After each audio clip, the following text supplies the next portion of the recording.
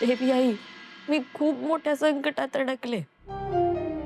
मला मदत कर.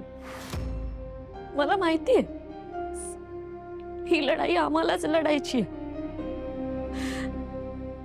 पण अंबिका ताई अजून परत आलेली नाहीये. ती कुठे आहे? ती जिथे कुठे असेल तिथून तिला सुखरूप माझ्यापर्यंत आण.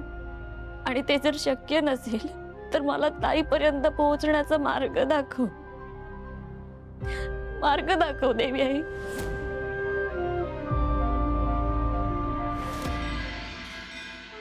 मीरा,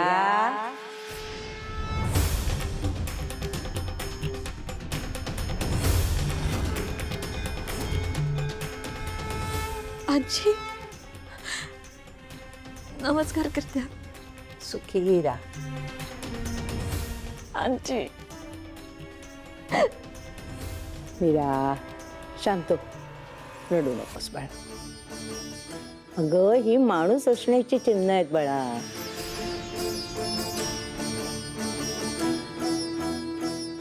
आपला सोबती अचानक आपल्या बरोबर नसेल तर मन अस्वस्थ होतच मीरा. यात चुकीचं काहीच नाही.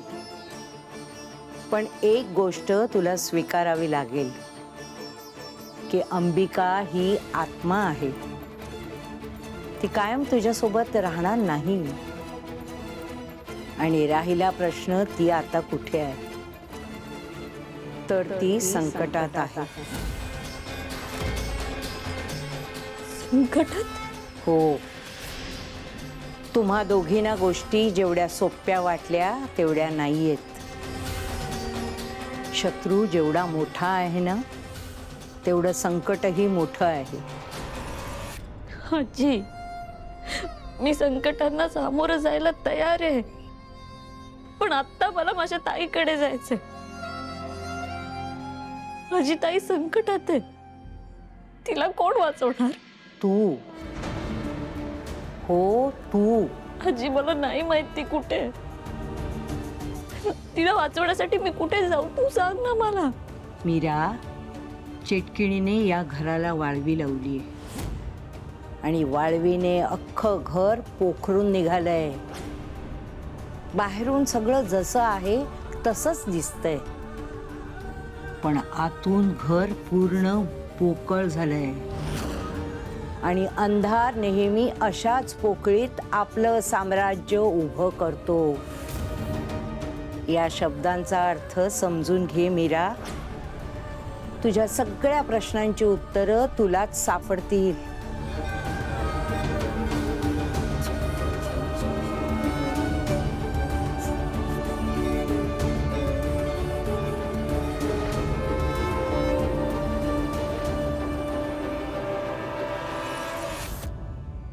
काय आहे हे सगळं? मागे ही गुहा, पुढे घर, आणि आणि मी अशी मधल्यामध्ये कुठेतरी अडकले.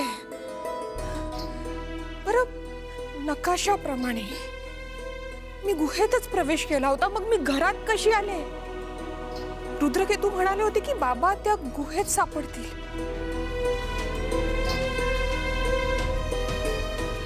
याचा अर्थ बाबा घरातच असतील का?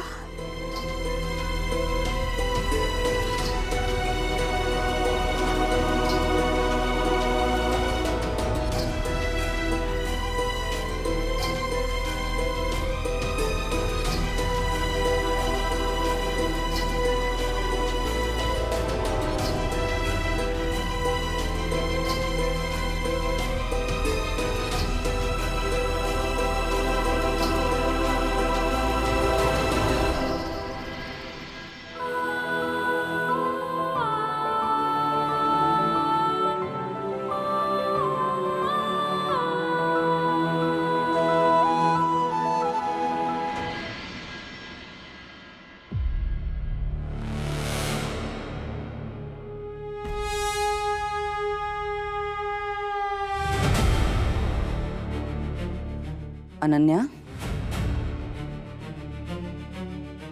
काय ग, काय झालं?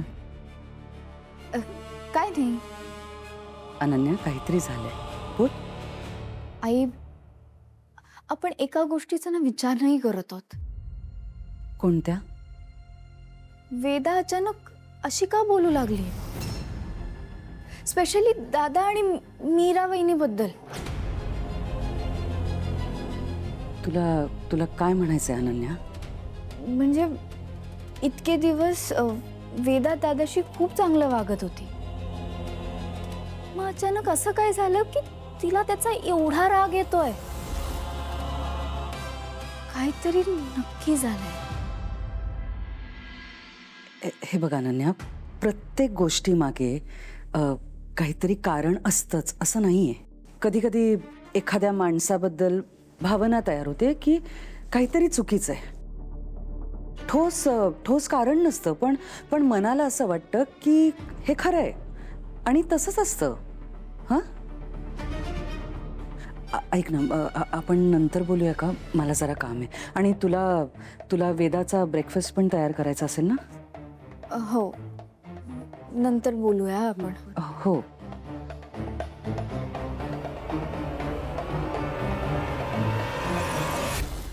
अनन्या अचानक एवढा विचार का करायला लागली? नाही, काहीतरी करावं लागेल. कारण हिच्या विचारांचं जाळं जर का मोठं झालं ना, तर मीच त्यात अडकेन.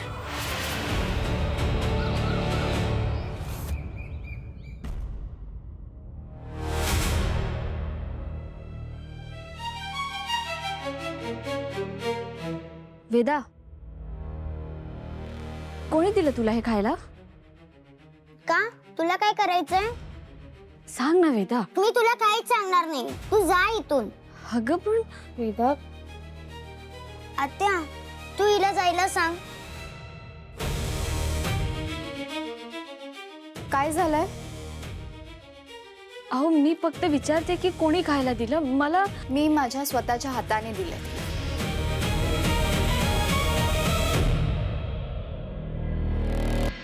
काही प्रॉब्लेम नाही. ते फक्त तिने खाऊन काही खाऊ द्या तिला. जाते मी.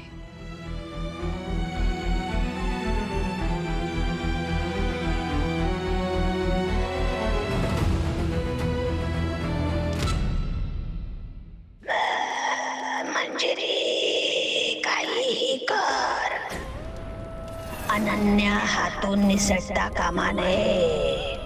युद्धातलं महत्वाचं प्याद आहे ती माझ्या कळ्यात आहे मार्जरी. मार्जरी, सगळं आपल्या मनासारखं होतंय, पण तरी काहीतरी सुटल्यासारखं वाटतंय. सुटलंय. काय? रुद्रकेतू. मी त्याला मोक्ष देऊन आलीये. त्याचा आत्मा नाही, त्याचा देह.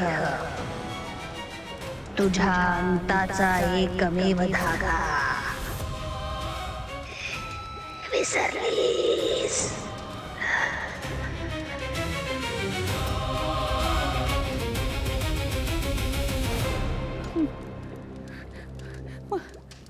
मार्जरी,